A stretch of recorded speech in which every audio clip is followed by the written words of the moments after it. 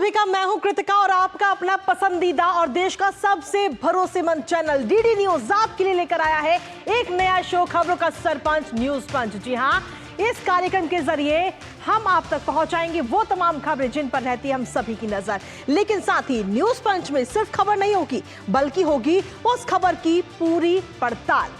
साथ ही ground zero पर मौजूद अपनी टीम से जानेंगे एक एक अपडेट, होगी हर खबर पर हमारी पैनी नजर। और आज न्यूज पंच के जरिए जिन खबरों पर रहने वाली है हमारी नजर, सबसे पहले कर लेते हैं उन प्रमुख खबरों का रुख, जिसमें पहली खबर है इस वक्त की सबसे बड़ी खबर। जी हां, सुखबीर सिंह बादल से जुड़ी इस वक्त की बड़ी खबर आप तक पहुंचा रहे हैं, जहां सुखबीर सिंह बादल पर जानलेवा हमला हुआ है। इस पर विस्तार से बात करेंगे, लेकिन इसके साथ ही अगर अन्य खबरों का भी रुख करें तो इसमें और भी तमाम अन्य खबरें हैं। तो सुखबीर सिंह बादल पर एक एक अपडेट लेंगे। इसके साथ ही बात करेंगे कांग्रेस के अड़ियल रुख को लेकर कि आखिर कांग्रेस का अड़ियल रुख क्यों नजर आ रहा है, खासतौर पर संभल हिंसा को लेकर के क्यों कांग्रेस जिद्दी नजर आ रही है। इस पर करेंगे विस्तार से बात और साथ ही जानेंगे संभल हिंसा से जुड़ा एक एक अपडेट। लेकिन साथ ही तीसरी महत्वपूर्ण खबर है महाराष्ट्र से जुड़ी, जहां पर आज लगातार जो सस्पेंस बना हुआ था वो आज वहां खत्म हो जाएगा और मुख्यमंत्री कौन होगा इस पर आज ऐलान नाम का कर दिया जाएगा। विस्तार से जानेंगे इस खबर पर भी। और लेकिन साथ ही अगली महत्वपूर्ण खबर है बांग्लादेश से जुड़ी कि बांग्लादेश में जो लगातार हिंदुओं पर हमला हो रहा है, इन हमलों का आखिर मास्टरमाइंड कौन है, ये सवाल भी लगातार बना हुआ है। तो ये भी जानेंगे कि आखिर मास्टरमाइंड कौन है बांग्लादेश में हो रहे इन हमलों का। लेकिन इसके साथ ही आपको बता दें, बुलेटिन की शुरुआत करते हुए बड़ी खबर का सबसे पहले रुख करेंगे, जहां आपको बता दें कि सुखबीर सिंह बादल पर जानलेवा हमला किया गया है। जी हां, बाल बाल बचे हैं सुखबीर सिंह बादल। वीडियो भी आपको दिखाएंगे, क्योंकि सुखबीर सिंह बादल जब स्वर्ण मंदिर वहां मौजूद थे गेट के प्रवेश द्वार पर, वहां पर अचानक से एक व्यक्ति आता है और अपने पास से पिस्तौल निकालता है और उन पर हमला कर देता है। हालांकि इस दौरान वो बाल बाल बच चुके हैं और जो लोग वहां पर मौके पर मौजूद थे उन्होंने उस हमलावर को पकड़ लिया है और फिलहाल हिरासत में है यह हमलावर और उससे पूछताछ की जा रही है। लेकिन इस घटना के बाद से कहीं ना कहीं लगातार अब ये सवाल उठ रहे हैं कि क्या पंजाब की कानून व्यवस्था ठीक ठाक है, क्योंकि अगर सुखबीर सिंह बादल जो कि अकाली दल के प्रमुख नेता हैं, अगर वही सुरक्षित नहीं है तो आम जनता कितना सुरक्षित खुद को महसूस कर रही है। तस्वीरें भी आपको दिखाएंगे पंजाब से जुड़ी जो इस वक्त हमारे सामने आई है, क्योंकि वहां का जो पूरा वीडियो है वो इस वक्त हम सभी के सामने आ चुका है। और इसी के साथ इस वक्त बड़ी खबर का सबसे पहले रुख कर लेते हैं। इसी के साथ पंजाब के पूर्व उप मुख्यमंत्री सुखबीर सिंह बादल पर हमला हुआ है, जहां आपको बता दें कि अमृतसर में स्वर्ण मंदिर के पास में ये गोलियां चली हैं। वहां पर वो मौजूद थे, अपनी सेवाएं वहां पर दे रहे थे सुखबीर सिंह बादल, और इसी दौरान वहां पर एक व्यक्ति पहुंचता है, संदिग्ध पहुंचता है और वो हमला कर देता है। सुरक्षा कर्मियों ने मौके पर से उसको हिरासत में ले लिया है। पंजाब की कानून व्यवस्था पर कई सारे सवाल अब खड़े हो चुके हैं। आपको बता दें कि वहां पर आम आदमी पार्टी इस वक्त सत्ता में है, लेकिन अब ये जो हमला हुआ है, इस हमले के बाद में सवाल उठना लाजमी है कि वहां पर अगर सुखबीर सिंह बादल एक बड़ा नेता अगर सुरक्षित नहीं है तो आम जनता क्या सुरक्षित है, क्या अपने आप को सुरक्षित महसूस कर रही है वहां की आम जनता। इस पर विस्तार से बात करते हैं। हमारे साथ में हमारे संवाददाता अब से कुछ ही देर में जुड़ेंगे। लेकिन कहीं ना कहीं जिस तरीके से ये मामला सामने आया, अपने आप में कई सारे सवाल उठ रहे हैं। देखा जाए तो फिलहाल जिस व्यक्ति ने, जिस संदिग्ध ने ये हमला किया है, उस हमलावर को फिलहाल हिरासत में ले लिया गया है। पुलिस लगातार उससे पूछताछ कर रही है और ये जानने की कोशिश कर रही है कि आखिर इस हमले के पीछे की वजह क्या है। और बहुत जल्द ही ये वजह भी सभी के सामने आ जाएगी कि ये हमला उसने खुद किया या किसी के द्वारा उससे कराया गया है, ये भी जानने की कोशिश करेंगे। लेकिन साथ ही विक्रमजीत सिंह इस वक्त हमारे साथ जुड़ रहे हैं, उनका रुख कर लेते हैं। विक्रम, क्या कुछ ताज़ा अपडेट है इस वक्त आपके पास में इस पूरे घटनाक्रम को लेकर? अब से कुछ देर पहले ये पूरा मामला सामने आया, हमने देखा कि किस तरीके से हमला एक व्यक्ति करता है सुखबीर सिंह बादल पर, वीडियो हम देख चुके हैं।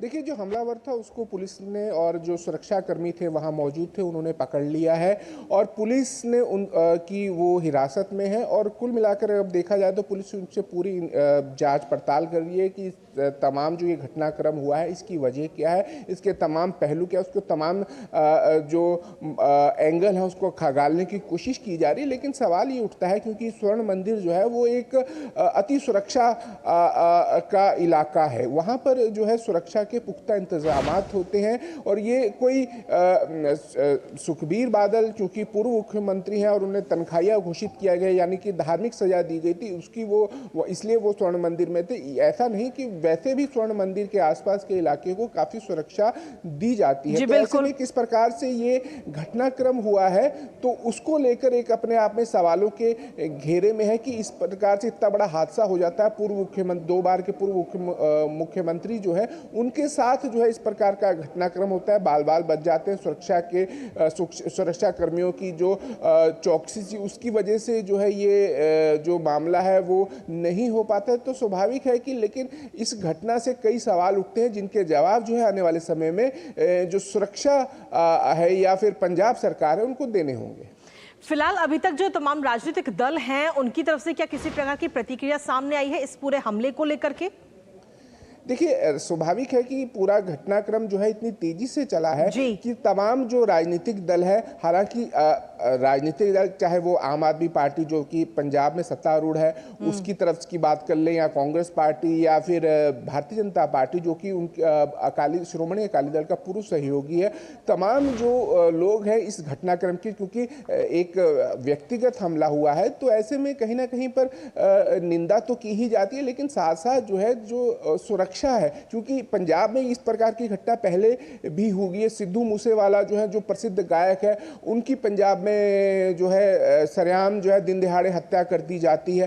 कई ऐसे मामले जो है पंजाब में, जिस प्रकार से आतंकवाद का समय रहा है, उसके बाद पंजाब में शांति का माहौल आया, उसके बाद से इस प्रकार के घटनाक्रम जो है समय दर समय जो है देखने को मिल रहे हैं। तो कहीं ना कहीं पर स्वाभाविक है कि जो लोग हैं वहां के, उनकी सुरक्षा को लेकर जो है चिंता जो है किया जाना स्वाभाविक है। चलिए, फिलहाल बहुत बहुत शुक्रिया विक्रम तमाम जानकारी और अपडेट्स हमारे साथ साझा करने के लिए। हालांकि इस खबर पर हमारी नजर लगातार बनी हुई है कि आखिर ये हमला किसने किया और क्यों किया, क्या इसके पीछे कोई राजनीतिक वजह भी है, इस पर भी विस्तार से जानेंगे। लेकिन उससे पहले तमाम अन्य खबरों का भी रुख कर लेते हैं, जहां अब बात होगी संभल की, क्योंकि कांग्रेस है जो आखिर अपनी जिद पर अड़ी हुई है। ऐसा हम इसलिए कह रहे हैं क्योंकि 24 नवंबर को संभल में इस हिंसा हुई थी और अब इस मुद्दे को लेकर के विपक्षी दल जो है जमकर सियासत कर रहे हैं, तरह तरह के बयान दिए जा रहे हैं। तो वही राजनीतिक दल हिंसा वाली जगह पर जाकर अपनी अपनी राजनीतिक रोटियां भी सेकना चाहते हैं।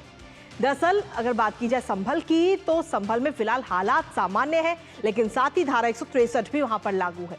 अधिकारी जो है वहां पर वो लगातार शांति बहाली की बात कर रहे हैं और बात करते हुए संभल में नेताओं को एंट्री नहीं दे रहे हैं और कह रहे हैं कि 10 दिसंबर तक किसी भी डेलीगेशन या राजनेताओं की एंट्री नहीं होगी, इस पर पाबंदी लगी हुई है।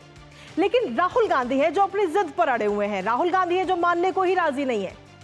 वो उनका ये कहना है कि वो वहां पर जाकर रहेंगे, पीड़ित परिवार से मुलाकात करके रहेंगे। अब ऐसे में संभल डीएम राजेंद्र ने संभल से सटे हुए जो तमाम जिले हैं उनमें अधिकारियों को एक लेटर लिख दिया है और इस लेटर में उनकी तरफ से कहा गया है कि वो अपने जिले में राहुल गांधी को एंट्री ना दें। इसके साथ ही राहुल गांधी को बॉर्डर से एंट्री ना देने को लेकर के तैयारियां भी की जा चुकी हैं, पुलिस वहां पर तैनात है और बैरिकेडिंग भी वहां पर की जा रही है। अब ऐसे में देखना यह होगा कि इस संवेदनशील मामले पर आखिर क्यों इतनी सियासत हो रही है, सवाल लगातार बन रहा है। और ऐसा पहली बार नहीं है जब कांग्रेस के नेता रोक लगाने के बावजूद अपनी जिद कर रहे हो वहां जाने के लिए। ग्राफिक्स के जरिए एक नजर डालते हैं कि आखिर ऐसे कब कब ये मामले सामने आए जब प्रशासन लगातार मना करता रहा, लेकिन उसके बावजूद भी कांग्रेस उस जगह पर जाने पर अड़ी रही है। क्योंकि संभल में नो एंट्री का बोर्ड तो लग चुका है, लेकिन ऐसे में कांग्रेस का सियासी दंगल क्या कुछ कहता है। आपको ये तस्वीर दिखा रहे हैं। दरअसल सिस्टम से परहेज क्यों है, जो सिस्टम कह रहा है आखिर उसकी बात क्यों नहीं मान रहे हैं राहुल गांधी।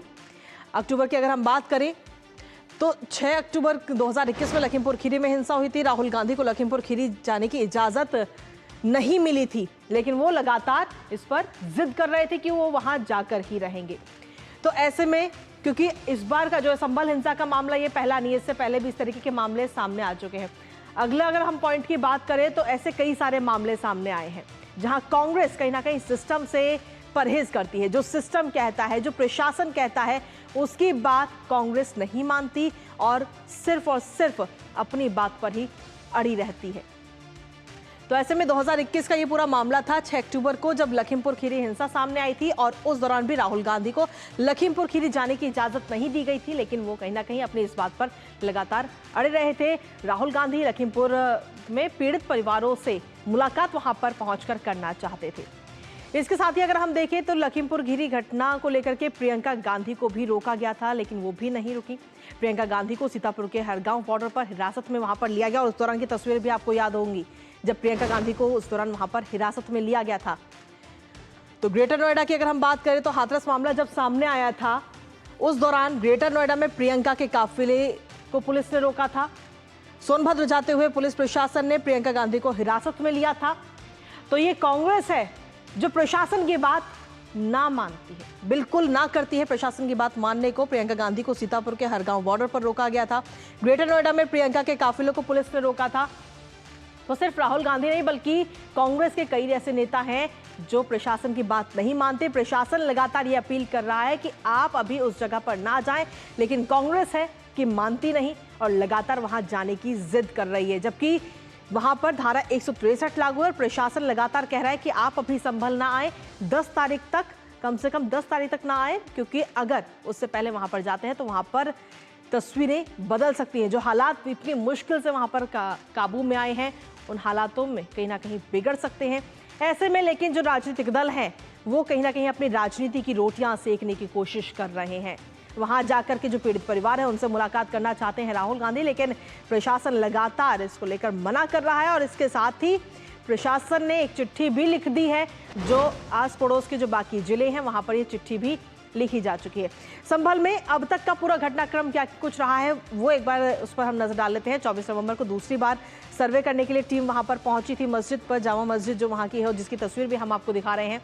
और उस दौरान वहां पर टीम के ऊपर पथराव और आगजनी की गई थी और इसमें 3 लोगों की मौत हो गई थी। इसके साथ ही 25 नवंबर की अगर हम बात करें तो स्कूलों को बंद रखने का आदेश प्रशासन की तरफ से वहां पर दिया गया। 27 नवंबर को जब जनजीवन फिर से पटरी पर आने लगा, स्कूल, कॉलेज और बाजार वापस खोले गए और वापस जो मार्केट है वो लगनी शुरू हुई, यानी कि हालात सामान्य होते हुए नजर आए। उसके बाद 29 नवंबर जांच के लिए 3 सदस्यीय न्यायिक पैनल का गठन किया गया। सुप्रीम कोर्ट ने उत्तर प्रदेश पुलिस को पूरी तरह तटस्थ रहकर शांति बहाल करने का निर्देश दिया है। और इसके साथ ही कहीं ना कहीं संभल हिंसा में अब इस वक्त पाकिस्तान का कनेक्शन भी नजर आ रहा है। आखिर ये कनेक्शन क्या है वो भी ग्राफिक्स के जरिए एक बार इस पर भी नजर डाल लेते हैं, क्योंकि जो वहां पर सामग्री जो बरामद हुई है, कहा जा रहा है कि वो पाकिस्तान से जुड़ी हुई है। आखिर क्या सामग्री वहां पर बरामद हुई है ये हम जान लेते हैं कि इस संभल हिंसा के अंदर पूरा पाकिस्तान का कनेक्शन आखिर क्यों कहा जा रहा है, क्योंकि जामा मस्जिद पर जब सर्वे करने के लिए टीम पहुंची थी वहां पर हिंसा हुई और उस दौरान हिंसा में जो सामग्री यूज की गई थी उसमें पाकिस्तान का हाथ, पुलिस को पुख्ता सबूत इसके मिल गए हैं। दरअसल हम ये ऐसा इसलिए कह रहे हैं क्योंकि घटनास्थल से पाकिस्तान मेड 9 mm का एक खोखा वहां से बरामद किया गया है, जिसकी तस्वीर भी हम आपको दिखा रहे हैं। पाकिस्तान ऑर्डिनेंस फैक्ट्री के कारतूस मिलने से वहां पर कहीं ना कहीं सनसनी इस वक्त मच गई है और फैक्ट्री के कारतूस मिलने से सनसनी मची है। 12 बोर के 2 खोखे और 32 बोर के 2 खोखे बरामद वहां पर किए गए हैं। फोरेंसिक टीम हालांकि इस पूरे मामले में लगातार जांच में जुटी हुई है। ऐसे में कहीं ना कहीं ये सवाल उठ रहा है कि आखिर पाकिस्तान की बंदूक वहां पर कैसे पहुंची और ये खोखे वहां पर कैसे आए। इसके साथ ही एसपी संभल क्या कुछ कह रहे हैं वहां पे, एक बार वो भी आपको सुना देते हैं। 6 फायर्ड केस या फिर मिस फायर वाले कार्ट्रिजेज आज इनको फॉरेंसिक टीम में चेकिंग के दौरान HHMD के साथ में मिले हैं, जिसमें नगर निगम की भी टीम जो है वो मौजूद थी। आप में से कुछ मीडिया बंधु भी हैं, वो भी शायद मौजूद थे। और इन सब के बीच में एक चौंकाने वाले कुछ तथ्य सामने आए हैं। जो POF पाकिस्तान ऑर्डिनेंस फैक्ट्री के जो असले हैं वो बिल्कुल दर्शाता है कि ये बहुत ही सीरियस मैटर है।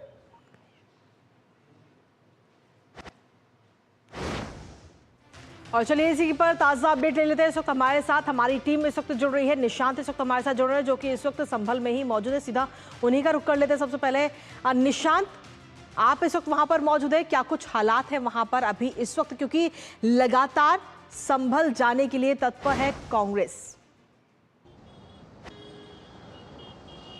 देखिए, संभल की अगर बात की जाए तो संभल में अभी किसी भी राजनीतिक दल, किसी भी सामाजिक संगठन से जुड़े व्यक्ति को जो कि बाहरी है उसका प्रवेश पूरी तरीके से निषेध कर दिया गया है। और इसको लेकर संभल प्रशासन की ओर से जो पत्र लिखा गया है गौतम बुद्ध नगर पुलिस को, गाजियाबाद पुलिस को, बुलंदशहर को और हापुड़ पुलिस को, उसको लेकर हमने देखा कि सुबह से हम जब इस रास्ते से आ रहे थे सबसे पहले गाजीपुर बॉर्डर पे बड़ी संख्या में पुलिस बल तैनात था। उसके बाद डासना टोल टैक्स की बात करें जिसे छिजारसी टोल टैक्स कहते हैं, वहां बड़ी संख्या में पुलिस बल तैनात था। और उसके बाद गढ़ जब आप आते हैं तो गढ़ में भी कुछ इस तरीके की स्थिति और संभल बॉर्डर पे भी बड़ी संख्या में पुलिस बल तैनात है किसी भी बाहरी व्यक्ति को प्रवेश से रोकने के लिए। दरअसल 24 नवंबर को जब संभल में हिंसा हुई थी उसके बाद से स्थिति को काबू में करने के लिए प्रशासन को एड़ी चोटी का मेहनत करनी पड़ी थी और उसके बाद संभल काबू में आया था। पिछले जुम्मे की नमाज के बाद से स्थिति यहां पर शांतिपूर्ण बहाल हुई थी,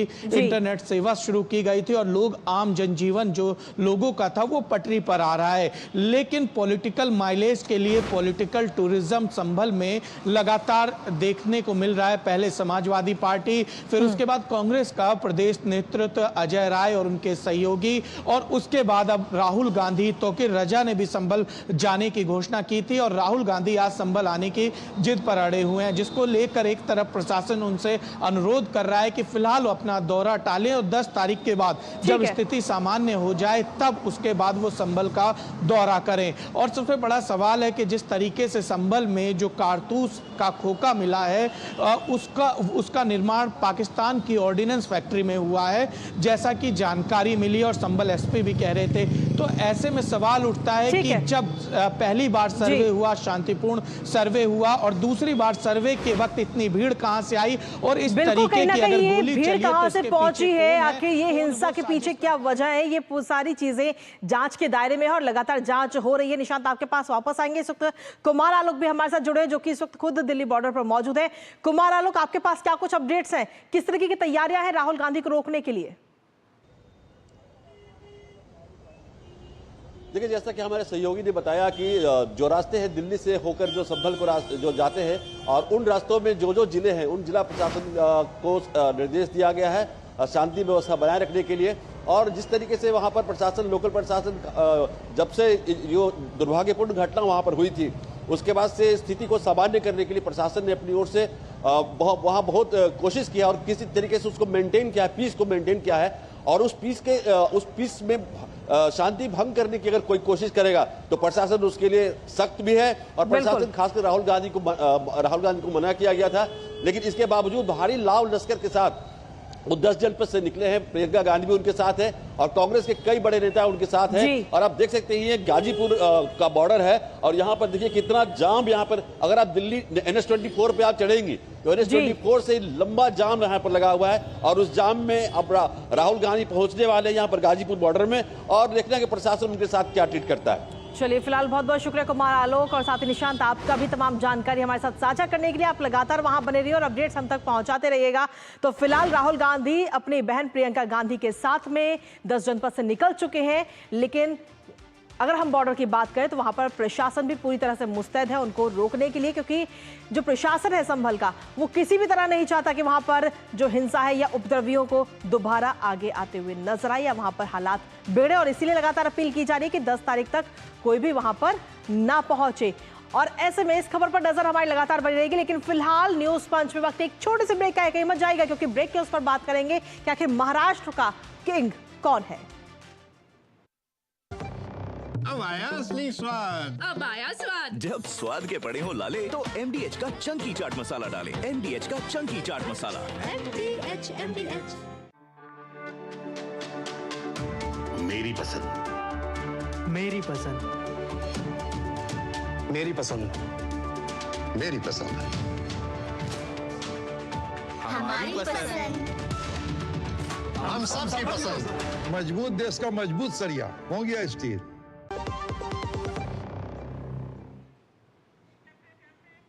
और ब्रेक के बाद एक बार फिर से स्वागत है आप सभी का। ब्रेक के बाद अब न्यूज पंच में बात करते हैं महाराष्ट्र की। जी हां, महाराष्ट्र में अब फैसले की घड़ी आ चुकी है जिसका पिछले 10 दिनों से लगातार इंतजार किया जा रहा था और आज वो नाम सबके सामने होगा कि आखिर कौन होगा महाराष्ट्र का मुख्यमंत्री। हालांकि इस पर आज सस्पेंस भी खत्म हो जाएगा। आज विधायक दल की बैठक के बाद में अगले सीएम के नाम का ऐलान किया जा सकता है।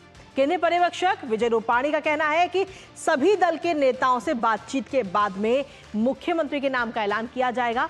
बीते कल की अगर हम बात करें तो देवेंद्र फडणवीस ने एकनाथ शिंदे के आवास पर पहुंचकर उनसे मुलाकात की थी और ये तस्वीरें बेहद खूबसूरत तस्वीरें सामने आई थी। हालांकि अफवाहों का दौर भी लगातार जारी है, पर इन सभी अफवाहों पर आज लग जाएगा पूर्ण विराम। जी हाँ, जिसका है हम सभी को इंतजार कि आखिर किसके सिर सजेगा महाराष्ट्र के मुख्यमंत्री का ताज।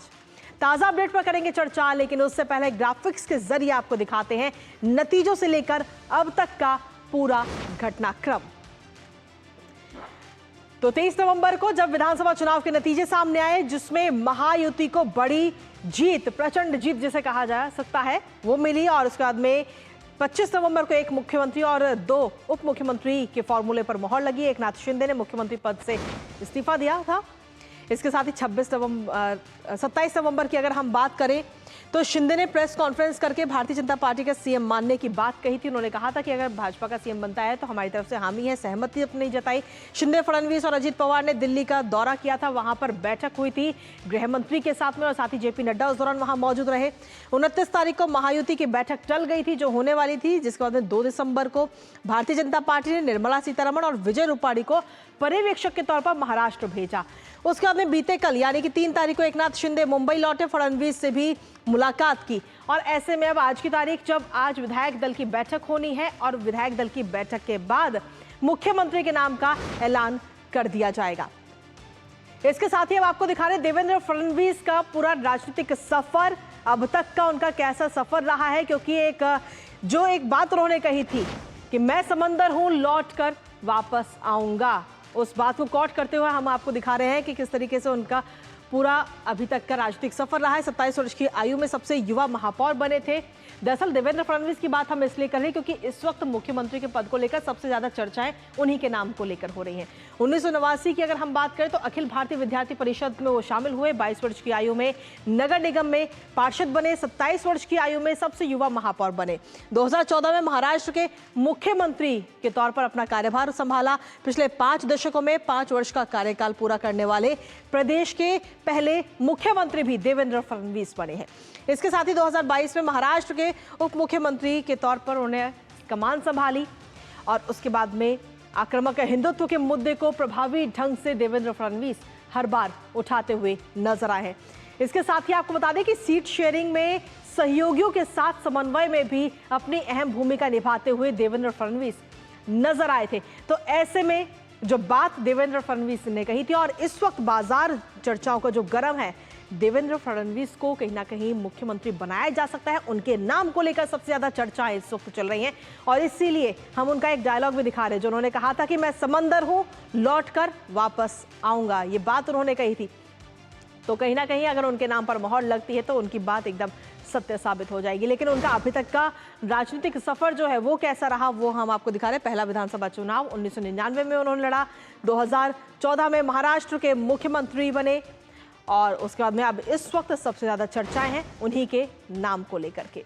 पिछले 5 दशकों में 5 वर्ष का कार्यकाल पूरा करने वाले प्रदेश के पहले मुख्यमंत्री बने हैं और चर्चाएं उन्हीं के नाम को लेकर ज्यादा है। हालांकि कल वो एकनाथ शिंदे के आवास पर पहुंचे थे, वहां पहुंचकर उनके साथ मुलाकात भी की थी और अब आज वो दिन है यानी कि फैसले की घड़ी है आज, जिसका हम सभी को इंतजार है कि आखिर महाराष्ट्र में मुख्यमंत्री का जो ताज है वो किसके सर पर सजने वाला है। क्योंकि फॉर्मूला बहुत पहले ही आ चुका है कि एक मुख्यमंत्री और 2 उप मुख्यमंत्री होंगे महाराष्ट्र के अंदर, लेकिन ये नाम कौन से होंगे इसको लेकर आधिकारिक ऐलान अभी भी बाकी है और इंतजार इसी का किया जा रहा है। विधायक दल की बैठक है और बैठक के बाद में बेहद जल्द ये नाम भी सबके सामने होंगे। तो महाराष्ट्र से जुड़ी एक अपडेट हम लगातार आप तक पहुंचाते रहेंगे, लेकिन इसी के साथ फिलहाल न्यूज पंच में वक्त हो चुका है आप सभी से विदा लेने का, लेकिन इस वादे के साथ कि 2 बजे फिर होगी आपसे मुलाकात न्यूज पंच के जरिए और तमाम अन्य खबरों के साथ। लेकिन इसी के साथ मुझे और हमारी टीम को दीजिए अनुमति।